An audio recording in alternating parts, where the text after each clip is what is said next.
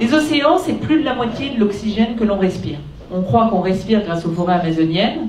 Eh bien, plus de la moitié en réalité de l'oxygène, elle vient des océans, qui sont en fait un absorbeur de CO2 et qui nous rendent de l'oxygène grâce au plancton, au phytoplancton.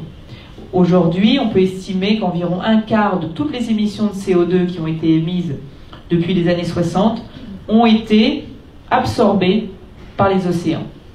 Ce qui crée des conséquences, et c'est une des alertes du rapport du GIEC, c'est que les océans, à force d'absorber ce dioxyde de carbone, qui se transforme en acide carbonique, ils deviennent plus acides.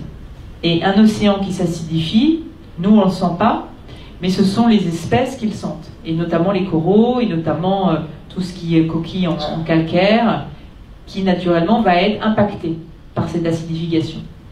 Alors les océans, c'est également la nourriture que l'on mange. Nous, on ne s'en rend pas tout à fait compte, parce qu'on a quand même un panel de nourriture assez varié, mais pour environ la moitié de la population mondiale, c'est l'apport de protéines principal qui vient du milieu marin. Et les grandes inquiétudes des scientifiques, c'est de savoir si en 2050, est-ce qu'on aura autant de poissons. Alors moi, je pense que oui, on aura autant de poissons, parce qu'on a appris aujourd'hui que quand on gère un stock de poissons, convenablement, il produit plus de poissons qu'un stock qu'on mettrait complètement sous cloche, dans lequel on ne prélèverait rien. Donc si on apprend à mieux gérer nos stocks de poissons, en respectant les saisons, les quotas, les tailles, eh bien la mer peut produire et elle a une grande résilience.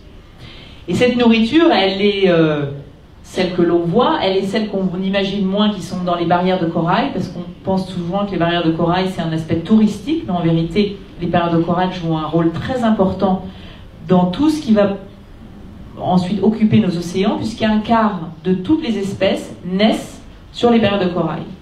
Et donc quand on dégrade les barrières de corail et on revient à l'acidification des océans, c'est intéressant de voir que c'est finalement le vivier de la nourriture que l'on dégrade dans le même temps. Mais il y a également les médicaments. Alors ça non plus on ne pense pas, que près de 22 000 médicaments viennent du milieu marin. Il y a 13 prix Nobel qui travaillent uniquement, qui ont travaillé sur nos océans, ceux qu'on aime tant en face de chez nous. On a compris par exemple la prolifération des cellules cancérigènes grâce à l'étude de l'étoile de mer. On travaille sur l'Alzheimer, sur la méduse. Vous regarderez la méduse autrement. On travaille sur le nerf optique du calamar parce qu'il est un nerf optique 1000 fois supérieur au nerf optique humain. Donc c'est fascinant de voir toutes ces propriétés médicinales qui viennent du milieu marin. La richesse, elle est devant nous.